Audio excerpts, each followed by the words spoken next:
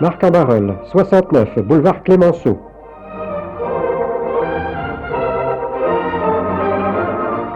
Sur les plans de M. Delru, architecte, c'est là qu'a été construit le nouveau centre social que nous avons inauguré le 31 mai 1980. M. Serge Charles, député-maire, entouré des adjoints et conseillers municipaux, eut l'honneur de couper le ruban tricolore tendu à l'entrée des locaux. Autour de lui se trouvaient M. Paul Cordonnier, président, et Delahousse, ancien président du conseil d'administration du centre social, les membres de ce conseil. M. Planard, vice-président de la Fédération des centres sociaux.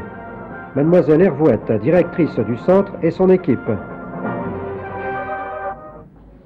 Dès lors, les activités du centre s'étendirent constamment. En 1964, mise en route d'un centre de soins disparu depuis.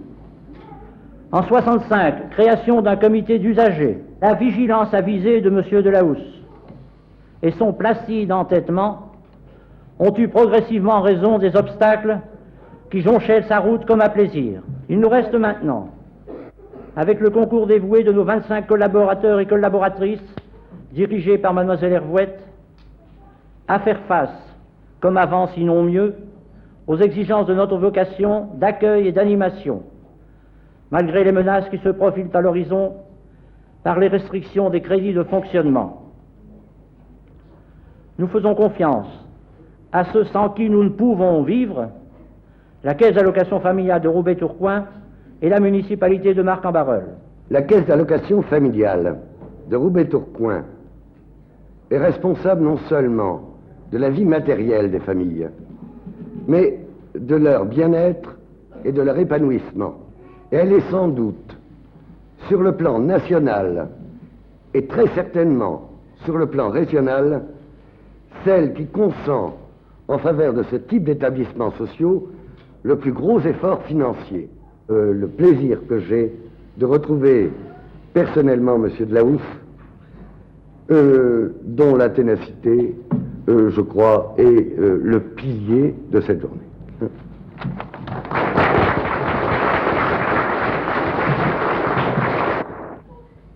Si je dis à quoi sert le centre social, sa première utilité, s'il s'appelle centre socio-culturel ou familial ou social tout court, est de mettre à la disposition d'une population donnée et des différents groupes qui la composent un certain nombre de services et d'activités répondant à leurs besoins. Cette ouverture à tous, cette polyvalence, le centre social les assure, soit en réalisant lui-même les services et activités que cela implique, soit en accueillant les services, activités ou actions d'autres promoteurs ou d'autres institutions. L'utilité immédiate du centre, ce sont les services ou activités bénéficiant de divers publics qu'il accueille ou promeut. Et cela justifie l'engagement des usagers.